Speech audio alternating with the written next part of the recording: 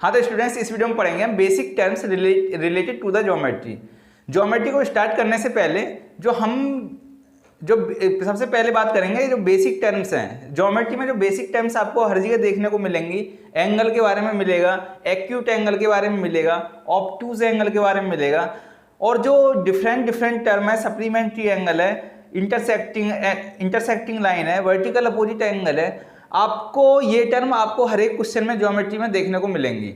जो previous video में मैंने आपको बताया था कि जो लाइन सेगमेंट्स और रेज के बारे में मैं आपको डिफरेंस बता चुका हूं कि लाइन सेगमेंट और रे में एक्चुअली डिफरेंस है क्या।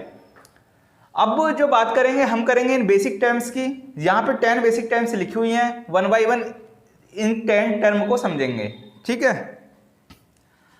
अब ये बेसिक टर्म्स हैं क्या, तो सबसे पहले है एक्यूट एंगल। मैं आपको सबसे पहले बता दूं एक्यूट एंगल को बताने से पहले कि जो एंगल है, अगर मुझे कहीं पे किसी एंगल को फॉर्म करना है, अगर मुझे किसी प्लेन में किसी एंगल को फॉर्म करना है तो मुझे मिनिमम 2 लाइन की जरूरत पड़ेगी। मतलब जो अगर ये एक सिंगल लाइन है, अगर मुझे इस लाइन के रेस्पेक्ट में कोई एंगल फॉर्म करना है तो मुझे एक लाइन की और जरूरत पड़ेगी।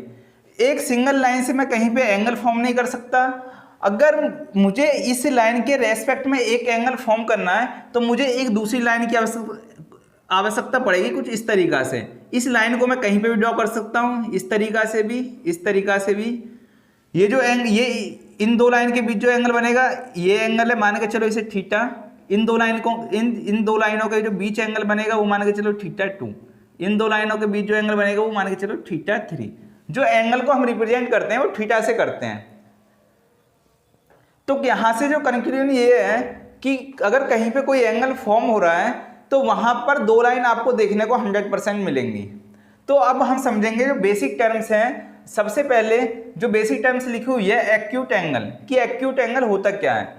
तो सबसे पहले एक्यूट एंगल की बात करेंगे कि एक्यूट एंगल है क्या। एक्यूट एंगल उस एंगल को बोलते हैं, अगर मान के चलो 2 लाइन है, 2 कुछ इस तरीका से लाइन है, एक लाइन ये है और एक लाइन ये है।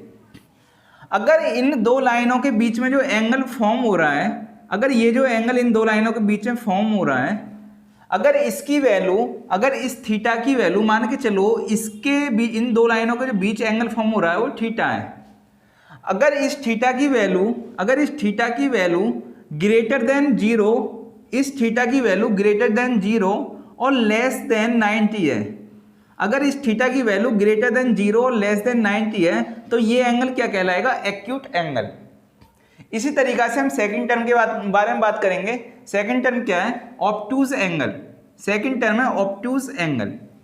ऑब्टूज एंगल होता क्या है, अगर 2 लाइन है, मान के चलो कोई 2 लाइन है कुछ इस तरीका से है, एक लाइन ये और एक लाइन ये,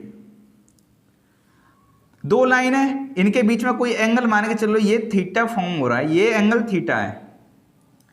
इस एंगल की यदि वैल्यू, अगर इस एंगल की वैल्यू 90 से बड़ी और 180 से छोटी है, मतलब इस थीटा की जो वैल्यू है ग्रेटर देन 90 और लेस देन 180 है, तो हम कह सकते हैं इस थीटा की वैल्यू को कि ये थीटा है वो क्या है, एक ऑब्टूज एंगल है। इसी तरीका से हम तीसरी टर्म राइट एंगल की बात करेंगे। जो तीसरी टर्म है राइट एंगल, अगर 2 लाइनों के बीच में मान के चलो कोई 2 लाइन, एक ये है और एक ये है, अगर 2 लाइनों के बीच में जो एंगल की वैल्यू, अगर एंगल थीटा की वैल्यू 90 डिग्री है तो उस एंगल को हम क्या कहेंगे, राइट एंगल। इसे क्या कहेंगे, राइट एंगल।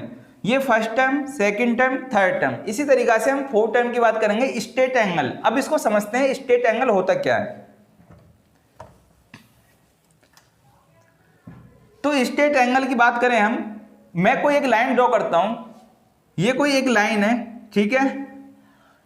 अगर मुझे कोई एंगल फॉर्म करना है तो मुझे दूसरी लाइन की भी जरूरत पड़ेगी।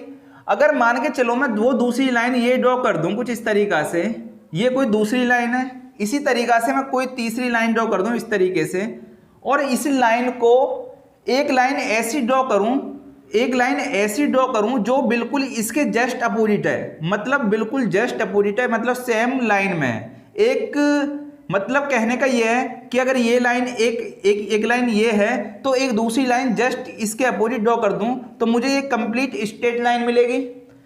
ये कंप्लीट स्ट्रेट लाइन मिलेगी तो इस लाइन और इस लाइन के जो बीच में एंगल फॉर्म होगा उसे बोलते हैं स्ट्रेट एंगल। और इस स्ट्रेट एंगल की जो वैल्यू होती है वो क्या होती है 180 डिग्री। जो इस स्ट्रेट एंगल की जो वैल्यू होती है वो क्या होती है 180 डिग्री।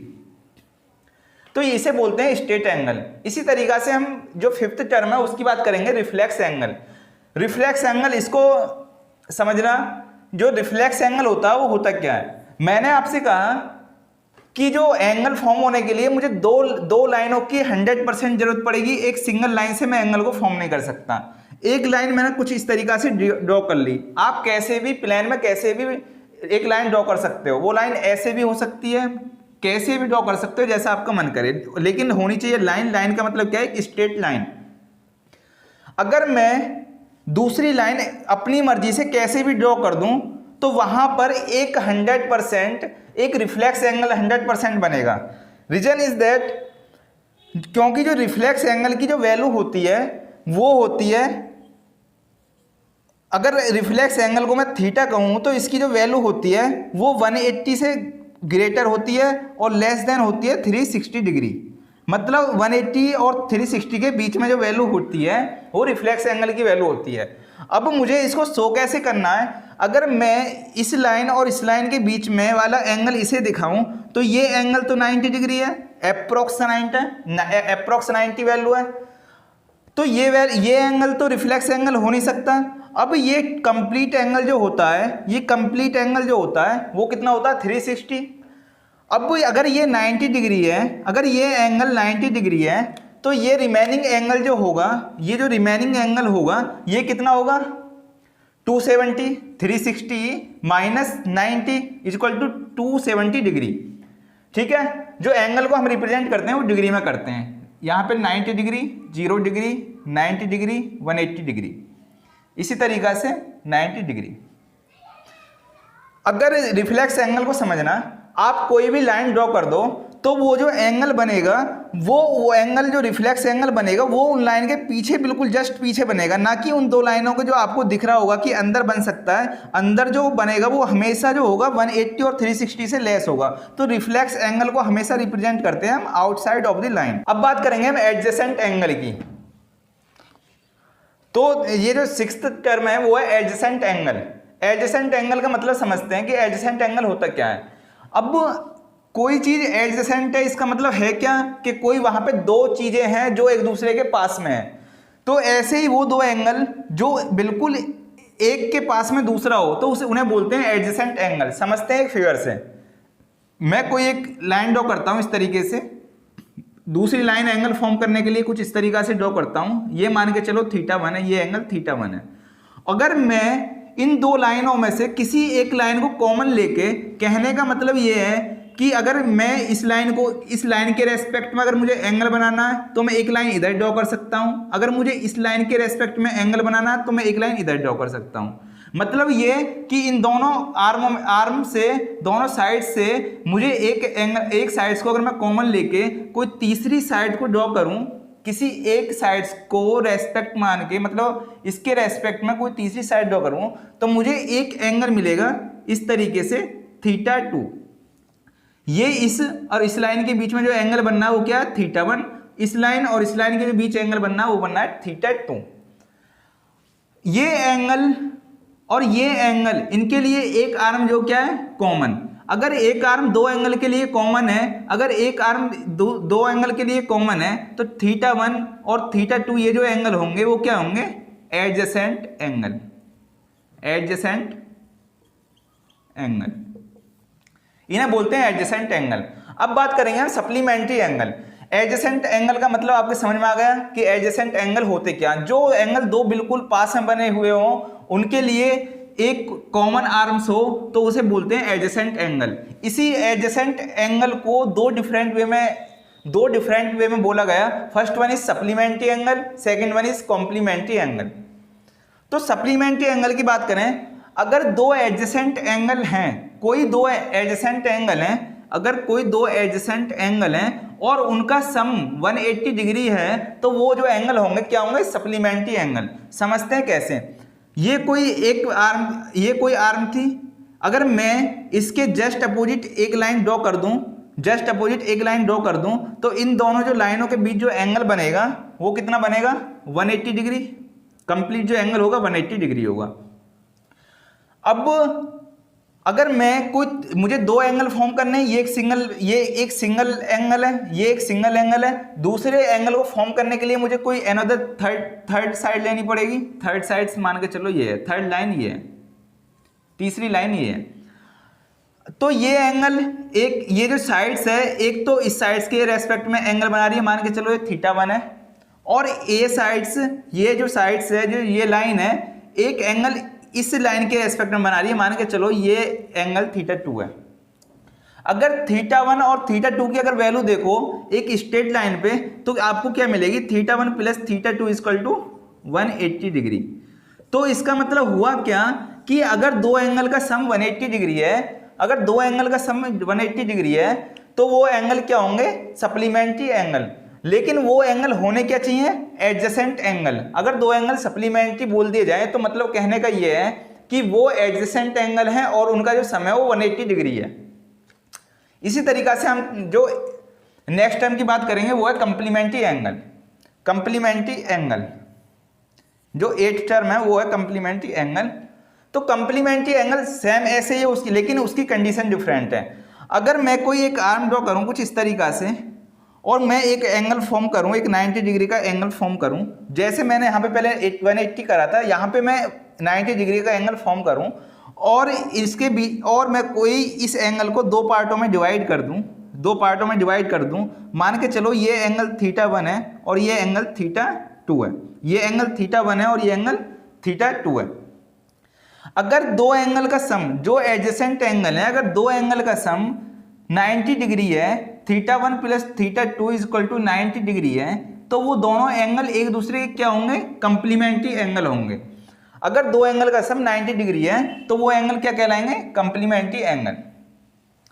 जो 9th टर्म है उसकी बात करेंगे वर्टिकल अपोजिट एंगल। जो वर्टिकल अपोजिट एंगल की बात करेंगे, वर्टिकल अपोजिट एंगल का मतलब ये है, अगर जो वर्टिकल अपोजिट एंगल को समझने से पहले मैं बात करूंगा 10th टर्म की।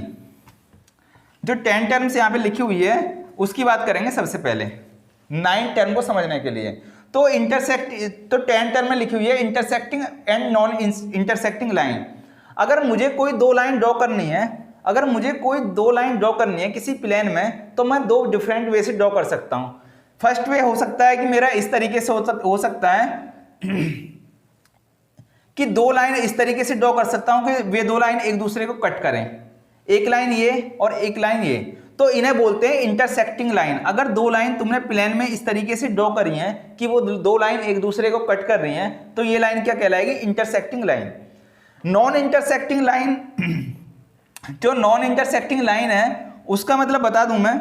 जो नॉन इंटरसेक्टिंग लाइन है, अगर दो लाइन आप कुछ इस तरीका से ड्रॉ करो कि वो उनको इनफाइनाइट तक कहीं तक भी बढ़ाने पर, इनफाइनाइट तक आप कहीं पर भी बढ़ाओ और वे कभी एक दूसरे को मीट ना करें, मतलब कभी एक दूसरे को कट ना करें, तो वो लाइन क्या कहलाएंगी? Non intersecting line.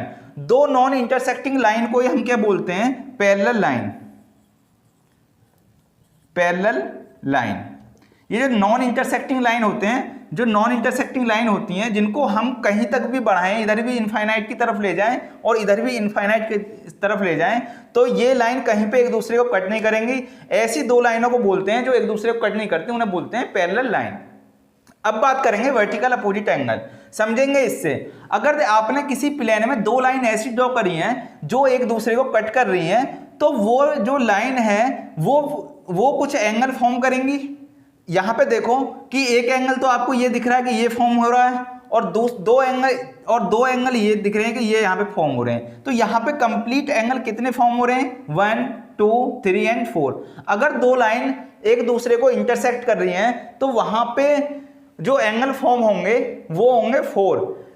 अब ये जो एंगल है इस एंगल को इसका ये अपोजिट एंगल और ये इस एंगल को इसका अपोजिट एंगल, मतलब ये एंगल इसके अपोजिट होता है और ये एंगल इसके अपोजिट होता है। तो इन अपोजिट एंगल को ही हम क्या बोलते हैं, वर्टिकल अपोजिट एंगल। मतलब क्या कि दो वर्टिकल अपोजिट एंगल ये और दो वर्टिकल अपोजिट एंगल ये। तो यहाँ पे फोर वर्टिकल अपोजिट एंगल होते हैं।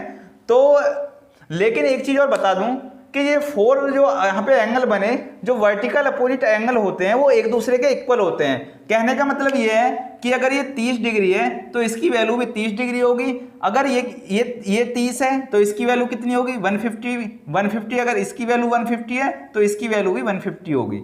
मतलब ये कि जो वर्टिकल अपोजिट एंगल होते हैं वो एक दूसरे के इक्वल होते हैं। अब जो हम ये चीज आपको 10 टर्म्स आपको समझ में आ गई होंगी। इन्हीं 10 टर्म्स का यूज करके हम बढ़ेंगे आगे। नेक्स्ट हम पढ़ने वाले क्या है इस चैप्टर में, जो एग्जाम 6.1 6.2 जो एनसीईआरटी बुक में, और इस चीज को प्रूफ करेंगे जो वर्टिकल अपोजिट एंगल होते हैं वो एक दूसरे के इक्वल क्यों होते हैं। तो नेक्स्ट वीडियो में पढ़ेंगे हम तीन थॉर्म के बारे में, जिनमें से 2 एग्जाम होगा और 1 थॉर्म होगी। ठीक है, अगर आपको ये वीडियो पसंद आई है तो वीडियो को लाइक करो, चैनल को सब्सक्राइब करो। Thank you.